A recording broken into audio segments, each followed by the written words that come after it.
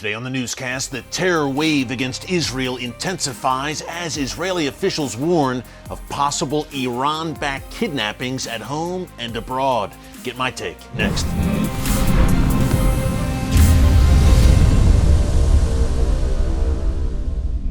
Hey folks, Erick Stakelbeck here. Welcome to the Watchman Newscast. It is that time of year again in Israel. The high holidays are just around the corner, beginning on September 15th and lasting through October 6th. Now, clearly a very solemn time in Israel, a time of prayer, reflection, and remembrance. Also a time, sadly, of heightened terror alerts each and every year. And folks, this year is no different.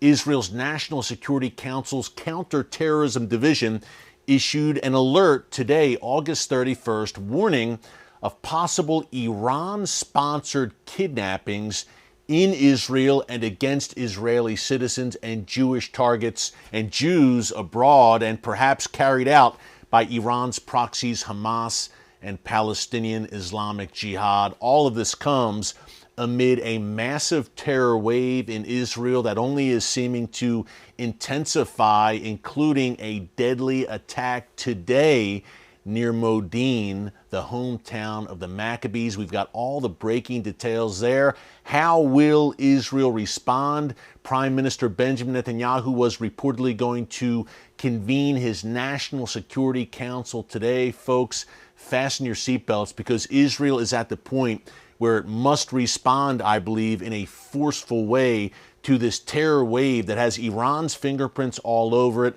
and is largely being carried out by the likes of Hamas and Palestinian Islamic Jihad, those Iranian proxies. Now, these terror warnings come, as I mentioned, as the Jewish high holidays are fast approaching, and I can't think of a better way to support Israel against its enemies than by helping needy Israelis, and in the process fulfilling the biblical mandate to bless Israel. That's why I'm proud to partner with Meir Panim, an incredible organization dedicated to transforming lives in Israel. Folks, nearly 2 million Israelis, including over 1 million children, are currently living in poverty. Hard to believe, I know, but these families face heart-wrenching decisions every day between buying groceries, medicine, or paying rent.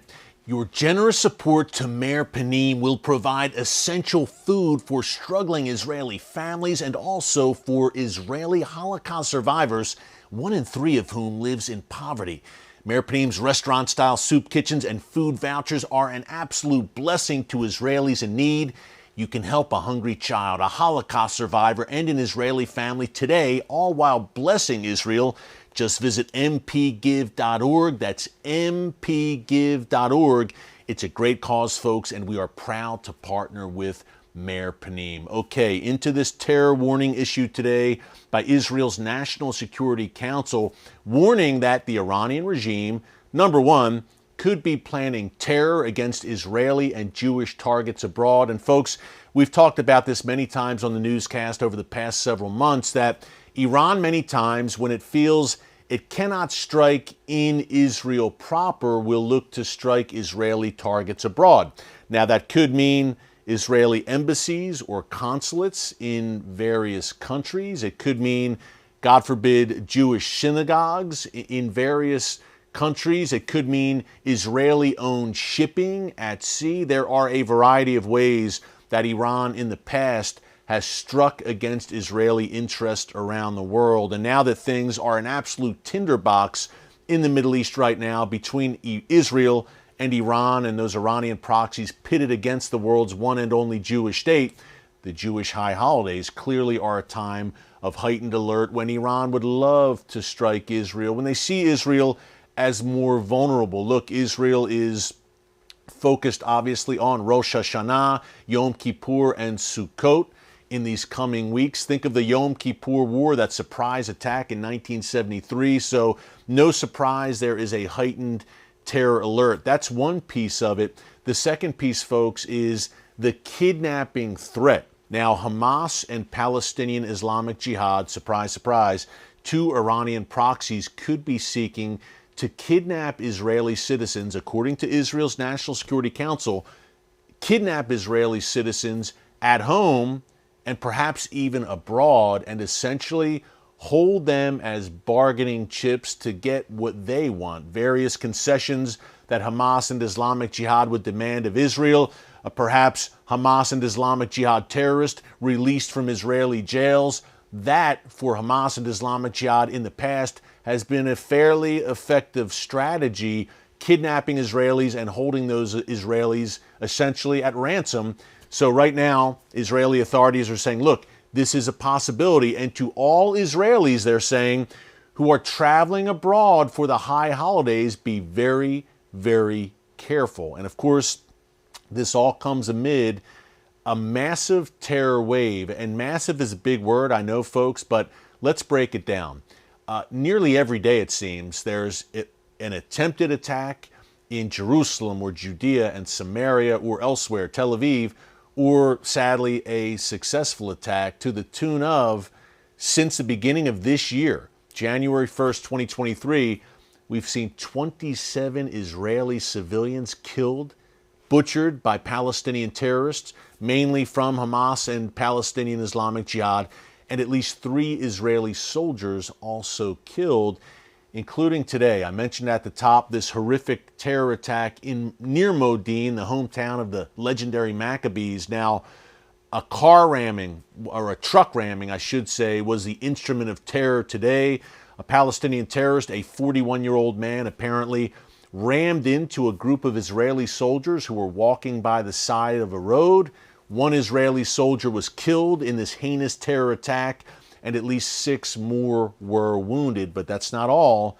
Overnight, in Nablus, which the Bible called Shechem, it is the site of Joseph's tomb. Not far from that site, the IDF was attacked as well by some sort of explosive device, which wounded 4 Israeli soldiers. This comes on the heels, obviously, of some vicious terror attacks last week that we reported on here in the newscast.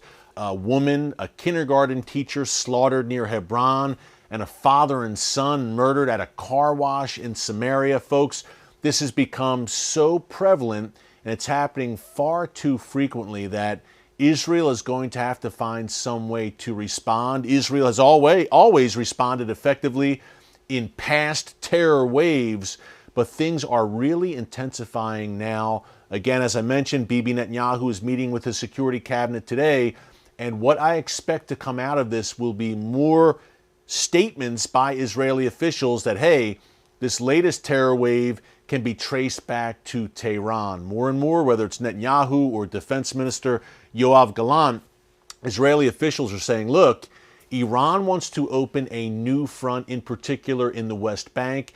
We call it Judea and Samaria here on the Watchman Newscast because that's what the Bible calls it. It is the biblical heartland.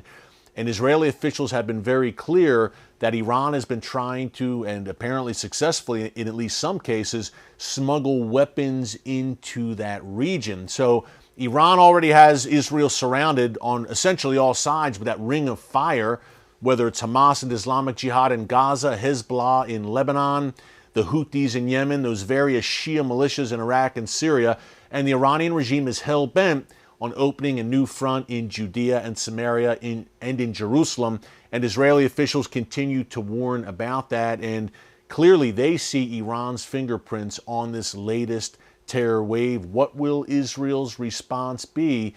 We soon shall see, but Iran clearly emboldened, folks, and one reason, and we've mentioned it here before in the newscast, is the internal discord within Israel, the large demonstrations against the government. Iran and its proxies see a house divided, and they see Israel as more vulnerable and more ripe for attacks. Israel says, despite our internal debates, we are ready for external foes. We shall see, folks. Things are heating up. Keep Israel in your prayers right now, no doubt, especially as the high holidays approach. Hey, one more approaching program I wanted to tell you about before we go. Tuesday, September 5th, just a few days away, the day after Labor Day here in the United States, the rise of artificial intelligence, AI. My brand new TBN special airs on Tuesday, September 5th at 8 p.m. Eastern Time. Folks, this is one of the issues of our time. Absolutely one of the most important programs I have ever hosted. The rise of AI, what it means for you, your family, your faith, and your future. Coming up Tuesday, September 5th at 8 p.m. Eastern Time on TBN. Don't miss it. Hey, thanks so much for joining us here today on the Watchman Newscast. Until next time, God bless you. And remember, never hold your peace. Hey everyone, thanks for checking out the Watchman Newscast. Make sure you hit the subscribe button so you never miss an upload, and tap the bell icon so you're notified every time a new video is posted. And don't forget to share your thoughts, insights, and comments below. Thanks for watching. We'll see you back here tomorrow.